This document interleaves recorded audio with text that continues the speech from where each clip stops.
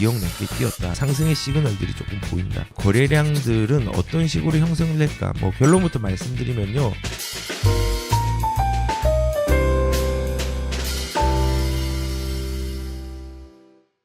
예전에는 부동산 신문을 보면은 불과 2달 전만 하더라도 집값이 큰일 났다. 5년, 10년 장기간적으로 침체에 빠진다라는 내용들이 더 많았죠. 많았지만은 지금은 오히려 거의 이제는 절반이 넘는 수준의 내용들로 지금 시장의 상황들이 가격을 좀 다지고 있는 느낌도 든다. 아직은 좀 지켜봐야 되겠지만은, 그리고 상승의 시그널들이 조금 보인다라고 얘기를 많이 합니다. 저는 가격들이 무조건적으로 오르는 것을 원하는 사람은 아니지만요. 거래량이 지금 워낙 멸종장이었기 때문에 여기에 대한 부작용으로 어쩔 수 없이 스프링처럼 튀어나오는 가격들의 상황들은 분명히 연출이 꾸준히 될 거라고 저는 생각을 합니다. 그리고 지금도 그 어떤 결과물로 거래량들이 나오고 있고, 그 거래량들이 3월 달보다 4월 달보다 5월 달이 점점 더 이제 같은 시기 기준으로 해서 많이 거래가 되고 있는 부분을 볼 수가 있습니다. 근데 지금 보면은 한국감정원, 한국부동산원뿐만 아니라 KB에서도 이렇게 선도 아파트라고 시가총액이 가장 높은 아파트를 50개가 어떻게 흘러가는지를 KB 사이트에 들어가 보면은 알 수가 있는데, 그것들이 지금 11개월 만에 상승세로 돌아섰다고 합니다.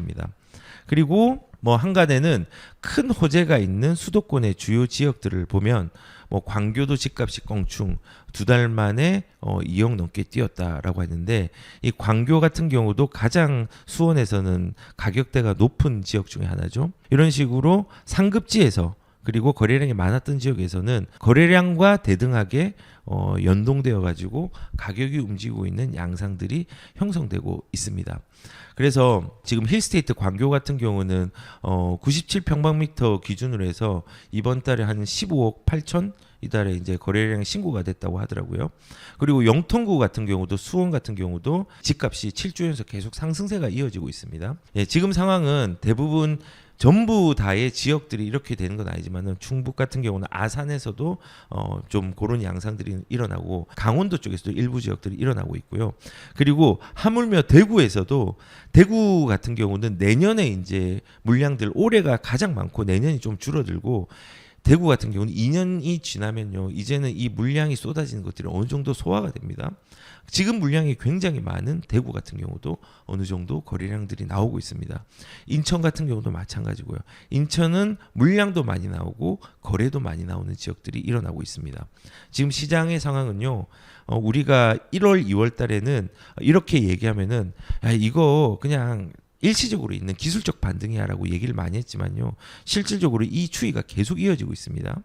예, 제가 지금 5개월 동안 계속 얘기를 하고 있습니다. 6개월, 7개월 동안. 그러면은 이러한 완화 추이가 이어지면서 거래량들은 어떤 식으로 형성을 낼까? 뭐 결론부터 말씀드리면요, 우리가 언제까지 거래량이 크게 올라갈지는 알 수는 없지만요, 분명히 계절이 있다고 했던 것처럼 이렇게 이어지다가 또 저항선이 생기고 둔화되는 시점들도 있을 것 같습니다. 그런데 우리가 이러한 거래량이 늘어나는 것들이 규제를 완화하는 정책으로 계속적으로 일어날 가능성이 크거든요. 그러면 앞으로 지금 과거에도 규제가 좀 많이 완화가 되어가고 있는 추이가 있는데 앞으로도 이어질까? 이제 이런 것들을 한번 고민을 해봐야 됩니다. 오늘 이제 신문에 나온 부분들이 있어서 지금 현재까지 일어난 것들을 좀 따져가면서 한번 얘기를 해보겠습니다. 2023년은요, 규제 추이가 명확합니다. 규제를 완화하는 추이가 명확합니다. 다만 2023년도는요, 과도기입니다. 지금 현재 규제 추이 중에서, 규제 완화 추이 중에서 대출에 대해서 알 수 있죠. 우리가 특례 보금자리론을 이제 활용을 해서 사람들이 6억 이하의 주택들도 많이 샀을 뿐만 아니라 사실 9억 미만짜리의 주택들을 특례 보금자리를 이용해 가지고 이게 또 거래량들을 많이 올리는데 견인을 했습니다.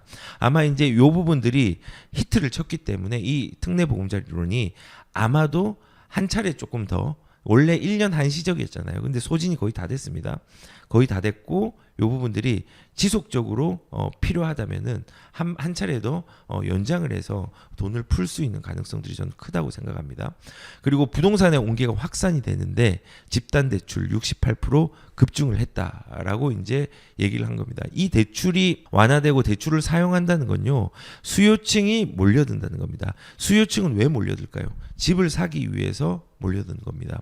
그래서 이런 부동산의 과도기적인 부분들을 좀 비교를 할 때 이런 식으로 규제로 인해서 효과가 발휘를 하고 있는 것도 있지만은, 반면에 제가 과도기라고 표현한 게 실질적으로 가계 대출에 대한 연체율들이 조금은 증가를 하고 있는 부분들도 있습니다. 근데 이 부분들은 과거의 연체율과 비교해 보면은 아주 우려할 사항은 아니지만은 우선은 과도기적이기 때문에 실질적으로 과거에 뭐 집을 이제 거래가 안 되는 상황에서 집이 넘어갔다든지 빚을 못 갚았다든지 이런 사람들의 어떤 가계부채에 대한 연체율들이 조금은 늘어나고 있고, 이러한 부분들을 조금 보완하기 위해서 금융위원회에서는 이번에 뭐 고정금리에 대한 대출을 조금 확대해서 변동금리의 위험성을 조금은 완화하고자 노력을 하고 있는 양상들도 지금 나타나고 있습니다. 과도기라는 건요, 대출은 자유롭게 할 수 있는 방향을 확대를 하되 그거에 대해서 그 이전의 상황 속에 대출을 많이 받은 사람들이 조금 어려워하면서 대출에 대한 연체를 하고 있는 상황들도 있다는 겁니다.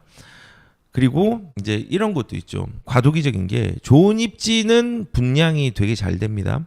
그런데 조금은 아쉬운 입지는 분양이 아직도 미달이 되거나 어려움을 겪고 있는 데가 많습니다. 조금 엄밀히 따지면 수도권과 지방에 대한 분양 시장입니다.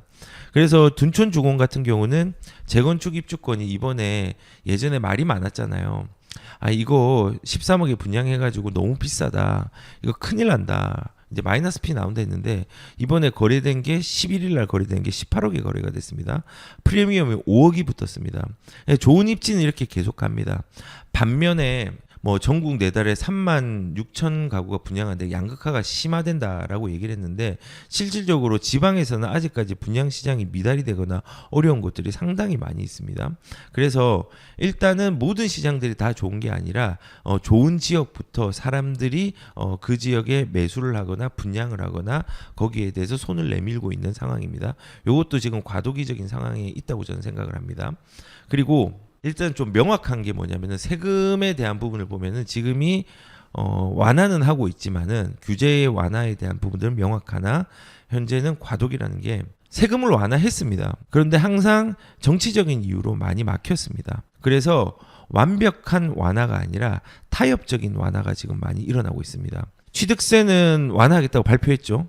그런데 취득세가 완화 발표를 했지만은 아직까지 국회에 계류 중입니다. 취득세는 원래는 우리가 일반 세율이 1에서 3%잖아요.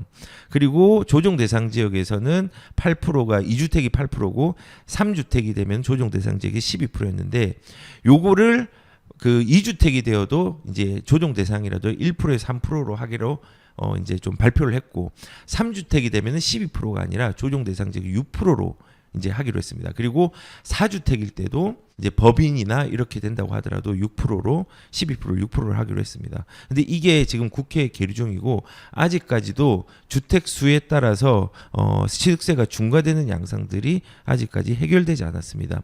이거는 발표는 했는데 안 되는 이유는 정치적인 이유 때문에 그렇습니다. 예, 정치적인 이유 때문에. 그리고 양도세도 마찬가지입니다. 지금 중과가 완화가 되었죠. 지금 두 차례 이제 한 차례 완화를 시키는 거를 한시적으로 했다가 1년을 더 연기했고 아마 이게 2024년도에 총선이 4월이니까 그게 끝난 시점에 양도세를 완벽하게 완화할 수 있는 시점들을 집권 여당이 하게 되겠죠. 예. 여론조사를 보니까는 지지도가 좀 많이 어떤 한 당은 많이 떨어지고 거대 야당은 많이 떨어지고 지금의 집권 여당은 많이 좀 올라간 상황에 있더라고요. 만약에 그 기조가 4월까지 유지가 된다고 하면은 이 양도세의 한시적 중과에 대한 부분들은 한시적이 아니라 완벽한 중과 완화로 갈 수 있는 것을 빨리 만들 수 있을 거라고 저는 생각을 합니다. 그리고 지금 2023년도가 왜 가독이냐 세금적으로 보유세, 종부세 세율에 대한 부분도 부분 완화를 했습니다. 그러니까는 취득세는 국회에 계류 중이고 완화 발표는 했지만 양도세는 한시적이고 보유세는 부분 완화를 했습니다. 원래 보유세 같은 경우는 지금 그 공제에 대한 부분들은 9억 이제 원래 6억에서 9억으로 이제 공제에 대한 것들을 다주택자는 올렸고 그다음에 1주택자 같은 경우는 12억으로 올렸잖아요. 그리고 세율 구간도 원래 이제 0.6이었던 거를 한 0.5에서 뭐 이제 2주택이면은 2.7, 그다음에 3주택이면은 0.5에서 5%까지 원래 6%였습니다. 이렇게까지 조금은 완화를 했지만 그래도 예전에는 2주택자도 그 보유세에 대한 중과가 굉장히 심했습니다. 근데 3주택부터 이번에는 이제 중과에 대한 부분들을 종부세를 조금은 완화하는 부분을 세율 구간을 낮췄습니다. 근데 이것도 부분적으로 한 겁니다. 더 엄밀히 말하면 보유세는 없어지는 게 맞습니다. 왜냐하면 우리가 재산세를 내잖아요.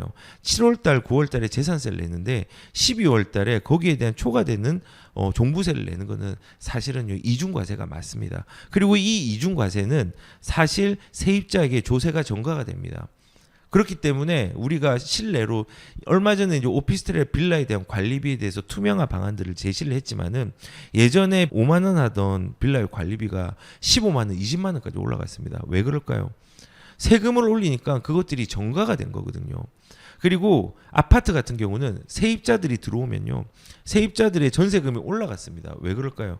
종부세에 대한 부분들, 이런 부분들이 조세가 전가가 된 거거든요. 그래서 우선은 지금 2023년도는 규제 완화에 대한 방향성은 명확하지만요, 아직까지 2024년 4월이 되기 전까지는 과도기적인 부분들이 지속적으로 일어날 걸로 생각이 듭니다.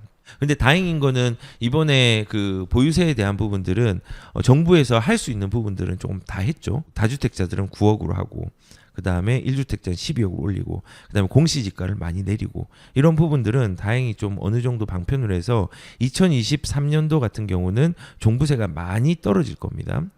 그런 부분이 있지만 이것도 많이 부분적이라는 거죠. 부분적이라는 거죠. 그래서 2024년도의 키워드는 뭐냐면요, 과도기입니다.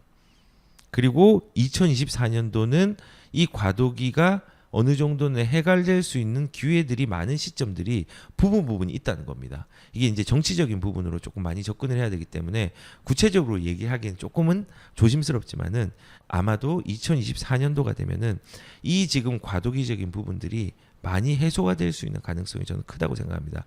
다만 만약에 총선의 결과가 어떻게 되느냐에 따라 달라질 수 있습니다.